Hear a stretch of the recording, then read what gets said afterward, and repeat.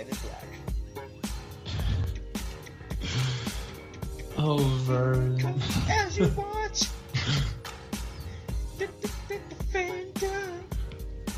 Sorry. We're back, Vern. And we're back. And not soon enough. You know, I wanted to take just a quick moment and talk about like where this film came from, because I mean I'm not a big comics reader, but I read just like a little bit into it, and I thought it was kind of interesting where the comics came from, because it's really like just this very tiny, little known comic series. It was like a 3-shot comic that was published by a little company called Aircell. And then the Aircell was bought out by Malibu Comics, and then they put out another like a 3-shot comic through Malibu Comics, and then after that, Malibu Comics was bought up by Marvel, and that's whenever the movie deal kind of started to come into place. I noticed this too about the comic book as well, Bubbleweed. Is that the original comic book, it was a lot darker. Yeah. Not only did they cover like space, aliens and whatnot, but they also cover like paranormal and supernatural. And the Men in Black, in order to maintain secrecy, they actually killed people. Yeah, they killed the eyewitnesses instead of neuralizing them. Well, that's the way to shut them up. It's the whole memory black. Bullets are a way like a memory eraser. Yeah, it's a very effective memory eraser. It's called a pistol. Yeah, it probably costs a lot less money to do that and then buy the whole neuralizer thing. Why don't you just do that? I mean, I think this is the movie that, I know people think that Independence Day was the movie that kind of put Will Smith on the map, but I think Men in Black made him more into a star. Yeah, I mean, he really wasn't much of a star until this movie came out. I mean, he was a rap star, sure. He had the TV series, but I think this is the movie here that really got a more mainstream cred. Yeah, I think it's a case of, he wasn't a flash in the pan. Yeah. Bad Boys was a hit. Independence Day was a super hit. And then you have Men in Black the following year, and at that point, it was the carryover effect. It was, this dude's going to open 4th of July every weekend, which is exactly what they tried to do. Yeah, exactly. Speaking, let's make a mention though of a couple of the people who turned down the role. Okay. We've talked in other parts or other discussions about how an actor could change the face of a film. 2 actors that turned down the part of Jay were Chris O'Donnell, who felt that the part was too similar to that of Dick Grayson, and David Schwimmer. Really? Do we think we would be discussing a Men in Black franchise if David Schwimmer was Agent J? It would be a very neurotic. It would be awful. I mean, if you're gonna put David Schwimmer as Jay, you might as well put Woody Allen as K.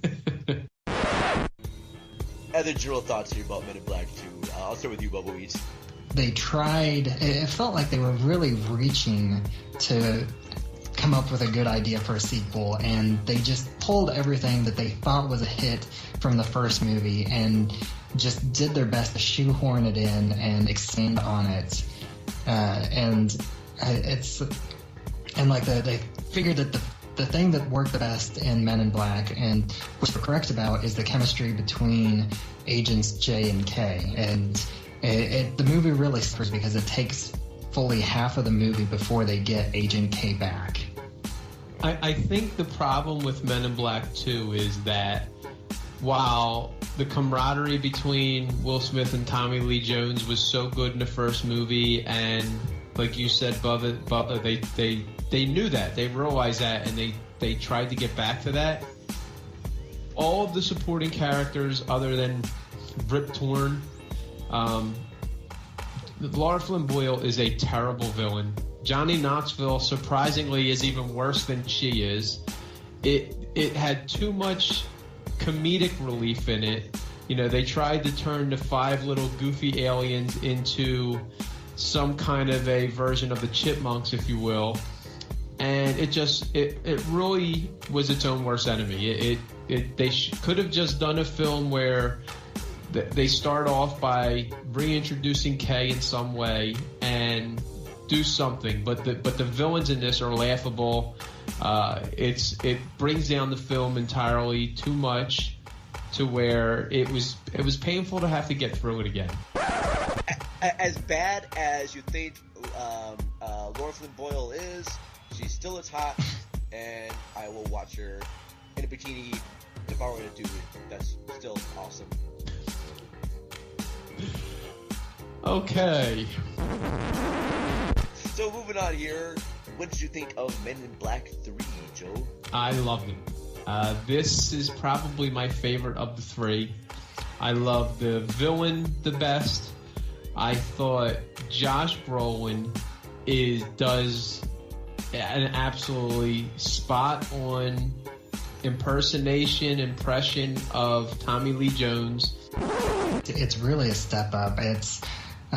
It probably depends on my day if I like this one better than the first one or a little bit less, just because the first one introduced us to those characters, but this one introduces the time travel aspect, and I really love a good time travel movie. And this covers a lot of great ground with that.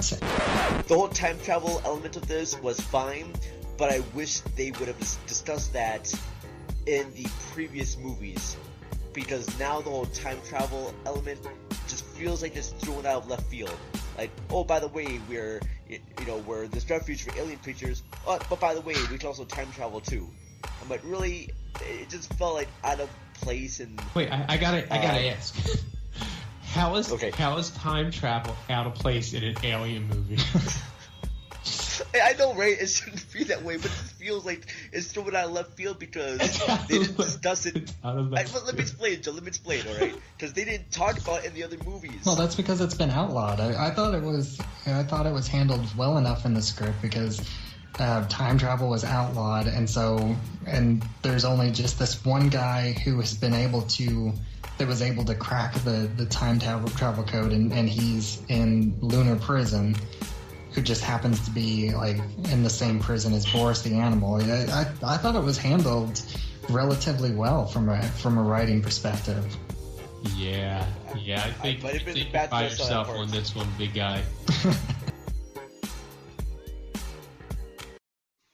Hello, everyone. To hear the rest of this episode, head on over to asyouwatch.wordpress.com this Wednesday. Until next time.